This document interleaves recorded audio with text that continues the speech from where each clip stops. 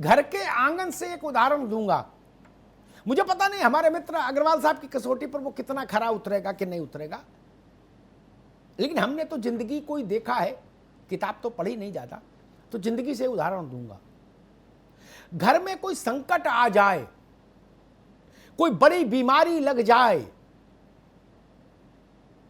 उसमें गरीब से गरीब आदमी अच्छे से अच्छा इलाज कराता है, कर्जा लेके भी। वो कहता है इस संकट से पार निकल जाएंगे तो फिर कमा खा लेंगे। इस वक्त तक कर्जे की चिंता नहीं करो, प्राण बचना चाहिए। यही सामान्य सिद्धांत है। खड़ुआ बिछुआ पायल बिंदी गिरवी रख के आदमी इलाज कराता है कि स्वस्थ हो जाएंगे, फिर परिश्रम करेंगे, उद्यमे नहीं सिद्ध्यन्ते, फिर लक्ष्मी आएगी। भारत देश के रूप में भी आज उसी परिस्थिति में है, एक बड़ी बीमारी की चपेट में है, सब कुछ स्टैंड स्टिल हो गया, 60 70 75 दिन, बड़ा आर्थिक संकट आ गया। लेकिन यह समय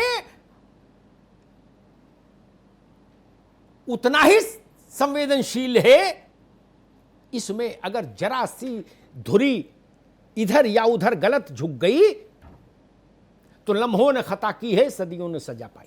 जान लीजिए,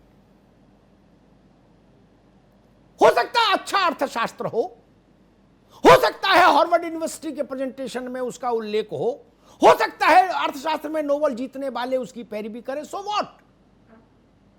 हमको देखना होगा मेरे शहर का, मेरे गांव का ननकू और रज्जाक इस परिस्थिति में अगर यह निर्णय हो तो कैसे जिएगा।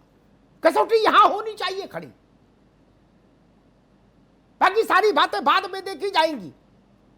अस्पताल से चाचा घर आ जाएं, चलने फिरने लगे, उसके बाद अर्थशास्त्र पर चलेंगे, तब समाजशास्त्र छोड़ देंगे। पहले अस्पताल से चाचा घर तो आए, चलें तो हमको इत्मीनान तो हो कि हां जीवित रहेंगे।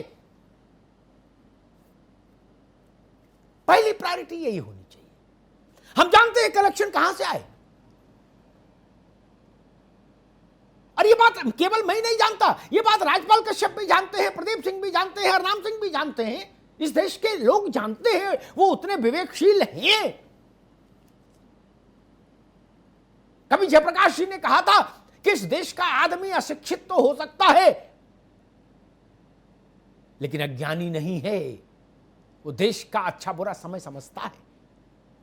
घर के सारे सदस्य समय बुरा होता है तो कोई अनड्यू डिमांड नहीं करता, कोई नहीं कहता रसमलाई मंगाओ। कर्जा लेके जब इलाज हो रहा हो चाचा का, तो ऐसा कौन निकम्मा होगा जो कहेगा मुझे रसमलाई खानी है? कोई नहीं कहेगा। रसमलाई की मांग कोई नहीं करता। लेकिन ये समय है, बिजली और तेल एक ही बिरादरी का मामला है, और गैस। जवाहरलाल नेहरू ने कभी कहा था कि ऊर्जा के लिए कोई भी कीमत छोटी, ऊर्जा का प्रवाह बना रहना चाहिए नीचे तक पेनिट्रेशन। ये ऊर्जा ही है, चाहे तेल हो, चाहे गैस हो, चाहे बिजली हो। हम जानते हैं कि इस वक्त एक बेसिक सवाल है, 70 दिन फैक्ट्रियां बंद रही। जो लोग लोहे की फैक्ट्री बनाए हुए हैं जिससे लोहा कायांतरित होकर बनती है शीट वीट, उनके यहां बिजली की बड़ी खपत है। पता लगा फैक्ट्री में फिक्स्ड जो रेट है वही 30 लाख रुपया महीना का, चले या ना चले, तो वो 90 लाख के नीचे आ गए 3 महीने में। वो क्या करेंगे? वो फैक्ट्री कम समय के लिए लंबे समय तक बंद रखेंगे। आप लॉकडाउन खोल दो तो भी उससे मजदूर प्रभावित होगा। तो अगर उस वक्त मैं ये वकालत करूं कि फिक्स चार्ज को छोड़ो, पूरा नहीं छोड़ सकते, आधा छोड़ो,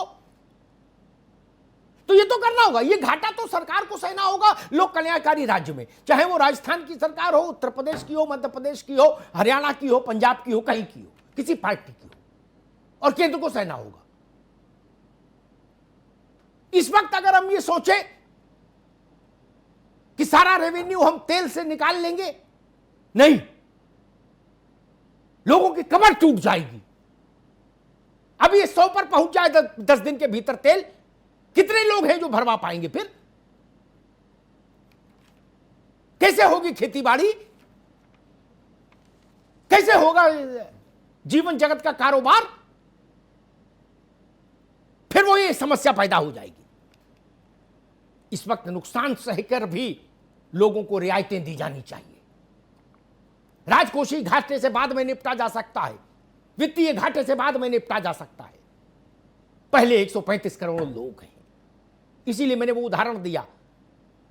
जब आदमी अस्पताल में हो तो सारे संसाधन झोंक कर हम उसको बचाते हैं। उस वक्त ये नहीं कहते कि नहीं म्यूचुअल फंड की किस्त तो जमा करनी पड़ेगी भाई, नहीं तो म्यूचुअल फंड कैंसिल नहीं हो जाएगा। कौन कहता है ऐसा? इलाज कराता है कि एलआईसी में प्रीमियम भरता है? एलआईसी में प्रीमियम भरना भी बहुत जरूरी काम है आर्थिक गतिविधियों के लिए, ठीक है, मैं सहमत हूं। लेकिन अगर हमको इलाज और उसमें से चुनना हो तो हम इलाज चुनेंगे। ये वक्त इलाज का है जी, संवेदनाओं का है। इसलिए मैं कहूंगा राज्य सरकारों से टैक्सेशन का बोझ तेल पर कम करिए।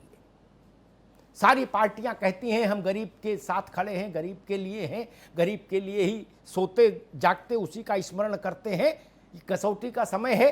अपनी अपनी राज्य सरकारों से कहिए कि राज्य के खाते में आने वाले टैक्सेस को कम करें, ताकि जनता को रोजमर्रा के इस संत्रास से थोड़ी राहत मिल सके।